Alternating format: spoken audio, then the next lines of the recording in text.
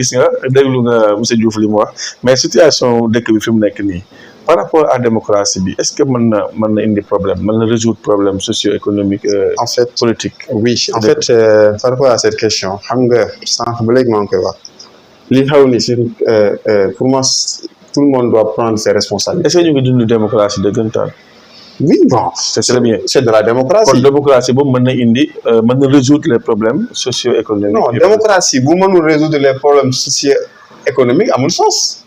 démocratie mooy lan pouvoir du peuple pour le peuple par le peuple. donc problème bi nii seen yitte yëpp mooy résoudre les problèmes socio-économiques. donc li xew si réew mi actuellement pour moi. kon donc amuñu benn crise institutionnelle. non crise institutionnelle warul am Sénégal. amuñu ko du tout warul am Sénégal man janvier non amaguñ ko. ok amaguñ ko non amaguñ ko. ok amaguñ ko je suis très prudent moi je suis factuel ah. waaye amaguñ ko. xam nga li xew ci réew mi actuellement. ku nekk da nga war a jël da nga war a def sa prise de conscience. prise de responsabilité. xam nga man nekk kilifa ma nekk député. que ça soit président bi ànd ak man. que ça soit mu bañ ànd ak président bi. mais ça ne doit pas avoir de problème. Le président c'est quoi ses objectifs? Résoudre les problèmes des Sénégalais. Les députés quelles sont leurs missions? Faire tout pour jël des politiques yi nga xamante ne c'est pour résoudre les problèmes des Sénégalais. mais ce qui se passe au Sénégal moi je suis désolé mais man je comprends pas et c'est pas seulement maintenant parce que depuis toujours on voit des députés et pour moi suñu député suñu assemblée dañ ko war a xoolal parce que c'est vous m'excusez du terme mais des fois tu as honte. ah bon? Ah oui des fois tu as honte.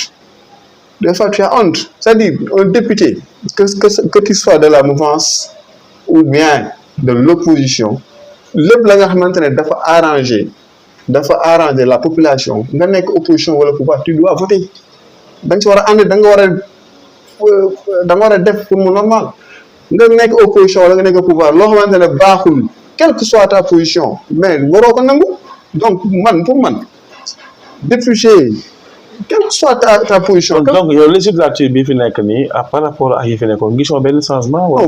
non je vois des choses qui sont beaucoup plus pires. ah bon? je sais yàlla xam na ko. wallahi azim je en tout cas c'est li ma xam. c'est li ma xam. ce que je constate actuellement des fois tu as honte. yàlla c'est. mën nga indi ay quelques mandarga yu wane ne bii moo gën a pire wala da nga ko teg ci compte. non pas contre non moi je suis très objectif non c'est une simple question non bien sûr xam nga tey ce qui s'est passé ces derniers temps là tey jii par rapport ak li nga xamante ne mooy xew déjà tey assemblée suñu bureau assemblée comme dañ koy fooye pour régler des problèmes politiques partisans on est en train de jouer avec l'institution en tant que telle démissionné fële. waaw gisaat nañ ñeneen ñu démissionné comme. xam nga politique c'est-à-dire.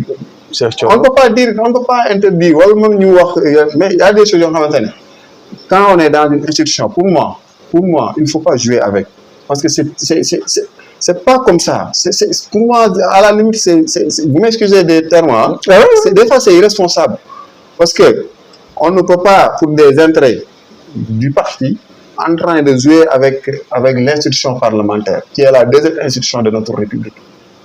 Et pourtant ça a toujours été comme ça. Non. ay intérêt parti la gars yi daan jiital ci assemblée. li président bi bëgg bu fekkee ne moo am majorité moom la ñuy doon. moo tax moo la loolu man ma doon député ma nekk de la mouvance présidentielle.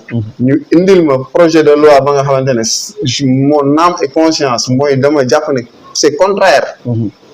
aux intérêts général. Non à l'intérêt général. Je voterai non.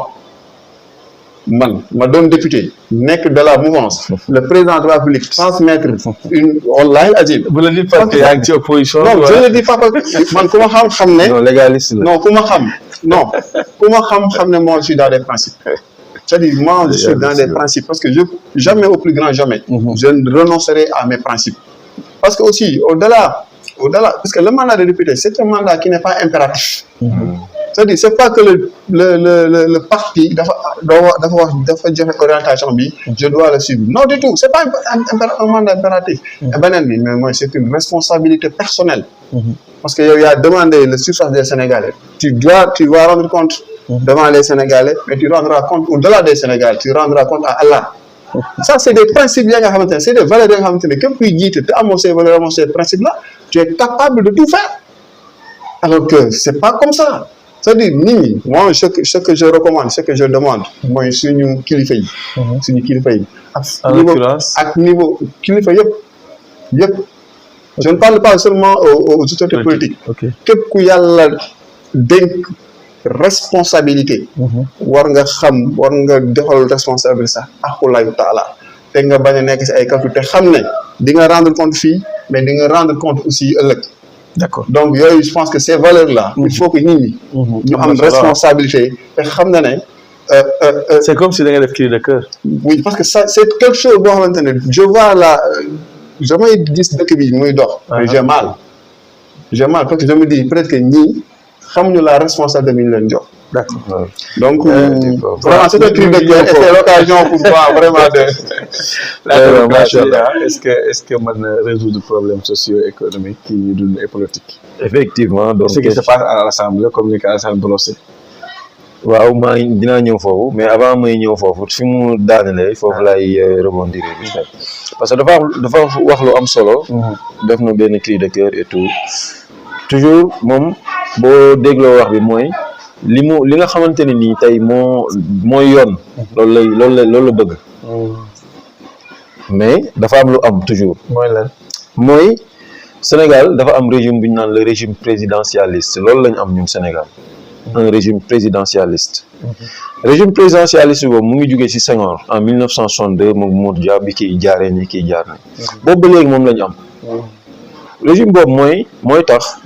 député nekk assemblée nationale wala représente tout un peuple. di fa nekk di tàccu di fa nekk ak ay pour intérêt personnel am. te ñu élire ko pour 5 ans mu war a représenter le peuple. parce que tey jii kuñ fi jàpp ci dara. ñun bu ñuy voté loi ñun nekkuñu assemblée. mais nul n'est censé ignorer la loi parce que député yooyu. ñoo fi nekk ñëpp exactement. ils le font à notre insu. donc régime présidentialiste boobu ñun lañ mës a am.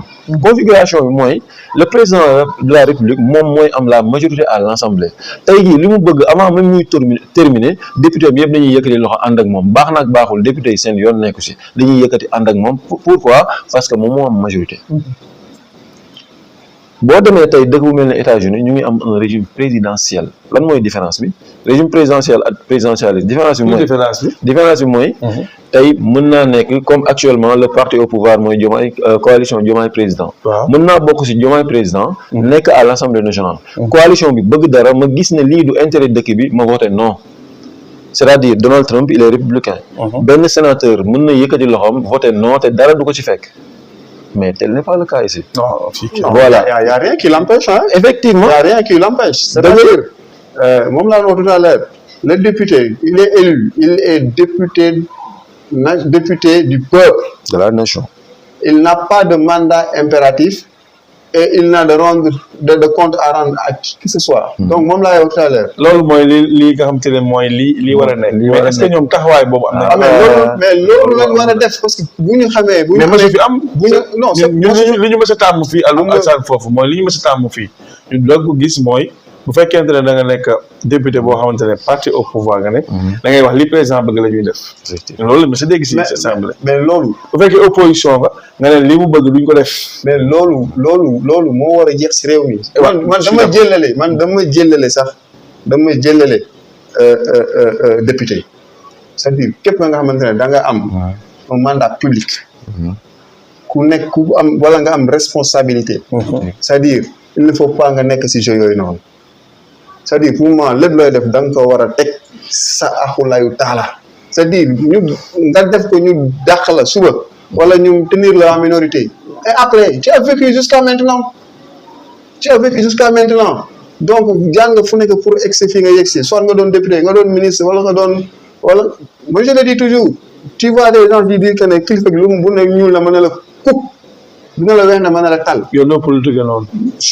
je ne fonctionne waxuma politique je ne dis pas de la politique au-delà de la politique dans ma vie man dans ma vie. mais loolu si politique lañ koy gis en général. non mais am na feneen fépp.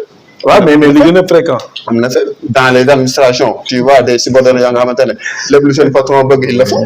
d'accord même si bu dee xam nañ ne bon même si dañu war a y a le principe de hiérarchie dañu war a kii mais y a des mécanismes yoo nga xamante ne loo xamante ne manifestement wala xam nga ne normal tu as des moyens de dire à l'autorité que ne kat je suis désolé expliqué ko et que nit ay nit kese lañ. parce que ñoom des fois seen bëgg-bëgg lañ lay wax moom la ñuy topp. exactement mais ay nit kese lañ. dëgg la nit fii ak lu mu mën a doon. am na foo ne boo ko jaaree ak moom. wax ko li nga koy wax. mu accéder ak li nga wax. d'accord Maguette yaa ngi doon nekkoon ci kii bi. bëgg daanalal foofu. parce que daanaka y a pas de souci. des fois déjà bu tàngee waaw.